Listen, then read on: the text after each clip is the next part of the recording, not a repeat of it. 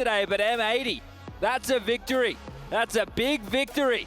That's a confidence booster. No mouths, no problem. They found themselves a 19-year-old from America, and he's had one hell of a game there with the pressure on.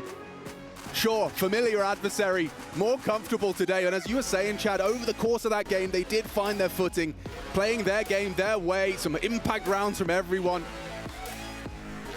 I'm still quite shocked to see M80 with so little, such a few days practice to integrate and to accommodate the loss of a star player, and they've gone and taken down Cole. Yeah, you can see them get emboldened by some of those clutches, then they're happy to make their moves. Slacks with that AWP flick onto Grim, Lake with a couple of impact rounds.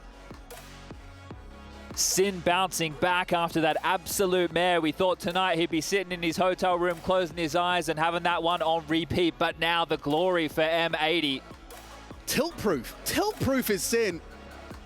So many players would have let that consume them and just have an excuse as to where that round and where that game got away from you. Instead, they just showed such tenacity. An impressive win for M80. And that's gotta feel good, but no better way to find out if it did than with an interview. The one thing I find when you've got a whole day of best of ones and maybe a best of three to play is to go to overtime. Yeah, overtime's insane. I think we were a little nervous in the first 8 rounds. Like, we weren't playing like ourselves. Like, I think Anubis is really good for us. I think it's a really comfort pick for us right now. Honestly, we played that really well. I think we were just nervous. Nerves was bad, but as we got into it, honestly, energy started to come up. It was good. Because at one point it wasn't looking good. You were what, 6-1 down, 7-1 down. It wasn't the greatest first half. It wasn't. It was not going great. It wasn't going how we expected. We weren't playing like ourselves. The call, we were calling stuff that we've never even called before in a game, and we just had to get in that rhythm and just make it seem like we knew we were supposed to be here. We were supposed to beat them. So when you get to the point, and you've almost done it in regulation time, and it then goes to overtime, what gets said within the team? Because that's a moment that you know you could have won it. Honestly, we didn't even talk about it. It wasn't even like that. We were down 7-1. Overtime is a great thing because we had all the momentum. They won one round coming back. It's fine. We knew we had the momentum. We knew we had to keep going. But then it got so close to finishing it. What was it, a couple of points of health left? Oh, it doesn't matter. It doesn't matter. Got to keep going. Well, let's just talk about you for a second. You've been on this team for, what, 9, 10 days. This is your international debut in a tournament. Just a word about yourself and playing here. Honestly, it's great. I mean, I've loved it here so far. The tournament's been so great. A little shaky there first game against Vitality, but honestly, I think we're starting to come together really well as a team early on.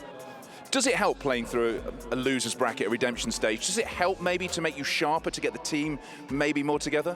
I think it's possible, but honestly, playing against Vitality was really rough because that was my first game. That was a very big trial by fire, and it just did not go so great. There's a lot of mistakes, but I think there we cleaned it up a decent amount. But there's still things to work on, but I think we actually played that not terribly. Okay, well, I think we need to get your key now, because obviously you guys get to crush this. I don't know if somebody from Complexity, here we go, here it comes over now. He's bringing the key over. I mean, it's quite wild that you get to crush this, isn't it? There you go, let's have a look at it. Amazing work. So you get that, you get to crush that. Who'll be crushing it from your team? What'd you say? Who's going to crush it from your team? Probably Sin, Elias. Great shout. Mate, it's been great. Congratulations. A great win. We'll see you through the rest of this best of one. Thank you very much. There you go. What a guy. Wow. Debut. You wanted an upset, and we're going to give you one right here and right now. That's because Lake and M80 have defeated and eliminated Jason Lake in Complexity. You talk about an upset. I am upset. I'm upset from what I've just witnessed. I'm all over the place. Honestly, I can't help but have a little bit of empathy for the catastrophe that Complexity just went through. This is an absolute disaster. It's a laughable result if you consider how in control they were. 7-1, even then 4v2 situation. M80, as Lake was saying, lost the solutions, not in the game at all, not in the right sync. How the hell did we end up here? It all started with a 5v2 loss, up 7-1 in this game, Trace. Yeah. For Complexity, that was 7-1 up on CT side of Anubis. I know. Right? Here, actually. Yeah, I mean, that's where, this is the round. It's like against a Habba, a couple of saved guns, 5v2 turns around completely and goes away. And this is exactly what we did not want to see from Complexity, right? We wanted to see a clean game. We wanted to see them keep their poise, right? When things started going south, you could tell that they got flustered. They weren't patient. There was buy after buy after buy. Like, sure, you have enough money to buy like an AK and a couple of nades, or a Galil and more nades, but why not just go through that one half buy and then have all the nades in the world, an AWP, all your options? They were honestly a little bit fortunate to even get it into overtime the way M80 has been playing. Yeah, I mean, you're looking at the score run itself back the other direction. But also, we're talking about instances where Grim's pushing mid, we're jumping out water, we're trying new things, we're trying this, we're trying to get control of the game at some point if you're Complexity, and that just wasn't the case. No, it wasn't the case, but I'm more so looking towards the late round situations and the frustration that Complexity exalted. You're talking about a matchup where, versus the rookies of M80, they should be the one to have the pressure. They should be the one being nervous in these situations. Hell, we even had this terrible situation with Sin missing a frag from behind in a round that was supposed to be won. This is where you break down. You're a rookie, you break down, you don't survive that round, and then you have regrets in your hotel room at night. That's what was supposed to happen. And that's exactly the inverse picture that we just gotten. The resilience outside of M80, and then for Complexity, a complete breakdown.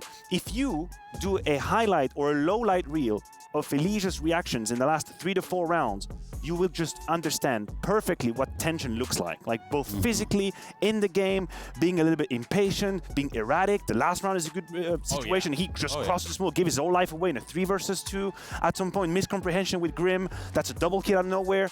This was very hard to witness. And we were even talking about an M80 that almost handed it to him on a platter by peeking with grenades out, Yanko.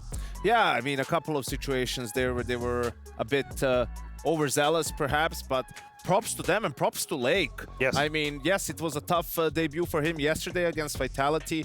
Bounced back really well here today. I like what he said, you know, that they were playing a little bit scared at the start of the game, and then they sort of snapped out of it and started playing some good CS, and he had a lot of great moments in this game. Which is what makes him our MVP. That's right, it's Lake. And so in doing so, you just heard, this is his international debut, trial by fire, yesterday versus Vitality.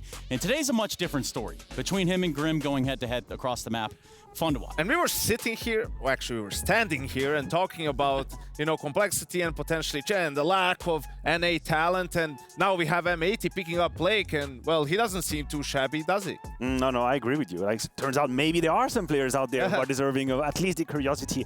I like he reflected on that first game versus Vitality. Yeah, that was probably a tough ride to kick things off on the international level. It was a little bit rough. You come up here and then you showcase already you have the ability to come back into a game. You can stabilize, you can take that deep breath.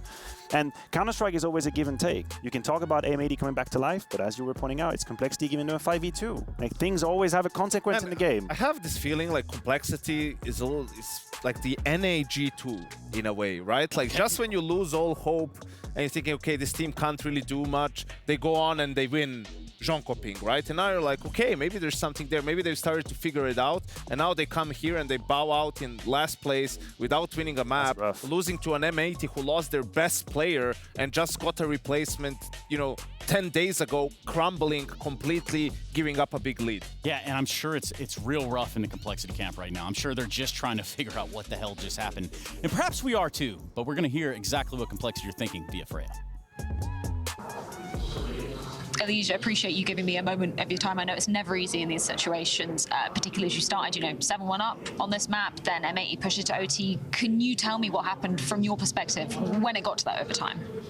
Well, honestly, I just feel like the game, we had just mountains and mountains of mistakes. It felt like a NA ECL game, just from both sides. I don't know. I think that there was just a lot that was going wrong in terms of, like, communication, people not picking up things that were needed, like, during the time. We lost a 2v5, so there was just a lot. We could see there was, you know, a lot of frustrations, understandably, on your face up there on stage. Can you kind of put to words how you felt in those moments? Because you said there's a lot of mistakes happening. Do you feel like it was just too many to kind of put under your control? Yeah, I mean, honestly, it's just really, I don't know, like, what other word to say besides, like, tiring, just because we haven't been getting better with like these types of mistakes, and, like, they're too frequent, and these are, like, how you lose games. And it's like our comms are, like, fine in the beginning of the rounds and everything. It's just things break down really quickly, and we just lose rounds that we really shouldn't and give away a lot of advantages. Of course, you've got a lot more events coming up. You're obviously going to Copenhagen for the Blast Fall groups, then we've got Cologne coming up. How are you guys going to be, you know, dealing with quite a tough schedule and getting some practice in between it to kind of, you know, be fixing these mistakes?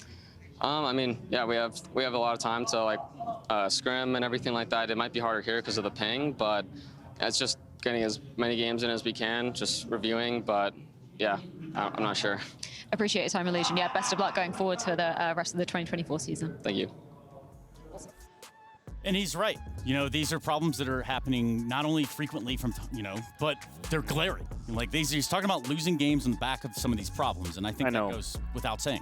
And it's a complex position to be in and to witness, because on one hand, I am certain that EliGE has an understanding that leads to an immense amount of frustration when you see the rounds they lose. Okay, that's step one. The problem is he becomes part of the issue as his frustration takes over, and he becomes part of the problem, and probably one of the reasons why things are tense on the vocal. But what I really feel when I'm listening to this interview, I feel resignation. He's given up. He's given in. He's accepted that there is a limit. That ceiling isn't going to be broken through. This is who we are with the problems that we have, and that's it. And once you lose track of that, like that, is that it? I understand what you're trying it. to say, but the point at which EliGE starts getting visibly frustrated is at which that doesn't have as much of an impact anymore, I feel like. You know, generally I agree with that sentiment. You're becoming a part of a problem if you're adding to it, but they're messing up so many things. Like, and it's the same stuff that you saw 6 months ago, 9 months ago, right? There's no improvement. So at that point you start losing your mind, right? And if it's the same player, so the problem is, you know, who is to fault here? Which players are having problems with it? Is it the whole team? Then, I don't know, change everyone, right? Because you can't play CS like this. You can't play CS if you can't convert 5v2s. If you are 7-1 up on an Anubis CT side, then you can't close out the game, right? It's just, and that's why EliGE used the best word. It's tiring. Of course. You know, he's jaded. That's why you see him react this way, because it's not a mistake in itself. It's the same mistake that happened the last tournament, and the tournament before that, and the tournament before that, right? And it's hard to keep up with all of that. And sure, it's not ideal for him to get frustrated in the game, but sometimes it is, you know, just lose your shit and go at the player and say, can we please, for the love of God, can you just please now, when you are in the 5v2, can we please not give 1v1 fights, right? I mean, I'm not saying it's his fault. If that's what it takes, if you've done everything, you know, it's been 3, 4, 5 tournaments, you've been nice and you've been talking it through and trying to be calm, and people are still not doing it. You haven't replaced any of the players, right? So I don't know what you think the problem is, or actually I don't think if you're Complexity and their staff, what the solution is to this, but maybe it is getting angry at other people and like trying to kickstart them somehow, because what else is left there? The no more Mr. Nice Guy perhaps approach. I mean, we're looking at a guy that was just re-signed in Halzerg. We're going to pull up these brackets here so that we can look at those as well throughout the resurrection stage. But we're talking about a guy like Halzerg who just, you know, there was this re-signing of getting him in the lineup. Today wasn't Halzerg's day, obviously. No, it wasn't, but I agree with Janko. I don't think the problem is with one player. The issue is at some point you have to call it a day, make changes. That's it. You've lost track. You've lost the hope that things are going to change, and then you're kind of stuck into this cycle. That is it for Complexity. Unfortunately, it's M80 who's moving forward, waiting for their adversary. Or fortunately, you know, right? I mean, this could be a new wave of NA players, you know, minus, you know, there are 2 Germans on the team. Regardless, they do move forward in the bracket, which is nice. And if you look here, a little precipitation about to come down, perhaps right here. And that'll be the Mongols in by BR that feeds into that M80 game. So Mongols won 13-2, Trace. That was a quick game, actually. Really? Just got that fresh off the presses. So yeah, they'll be going up against M80 fairly soon. Yeah, man, there's nothing... It's kind of hard to sit there and watch a team like Complexity struggle. Yeah, I mean, I was just going to say, touch quickly on MIBR. I mean, they didn't have a fun tournament now, did they? Did we even see them play? I don't think I've seen them play. They played Spirit first. They got 2-0'd, absolutely, you know, crushed by Spirit, and now 13-2'd by the Mongols, who also is probably the toughest draw.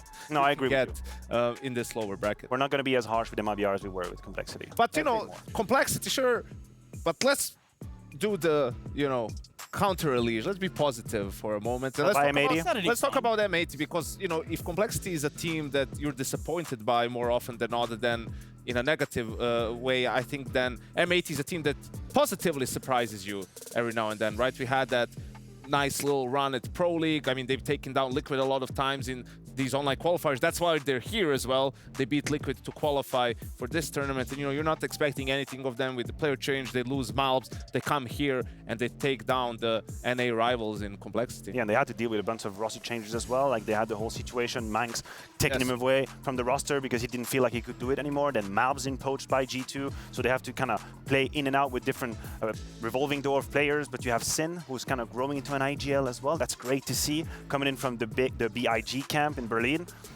this is a good story. And unfortunately, if good story needs a sad ending for Complexity, that's their dream being crushed. Look at him in the background. Yeah, so they've got that key crushed in there. That's M80 taking Complexity's key right from them. And so I guess it begs the question. We've already made the comparison that Complexity could be the G2 of NA.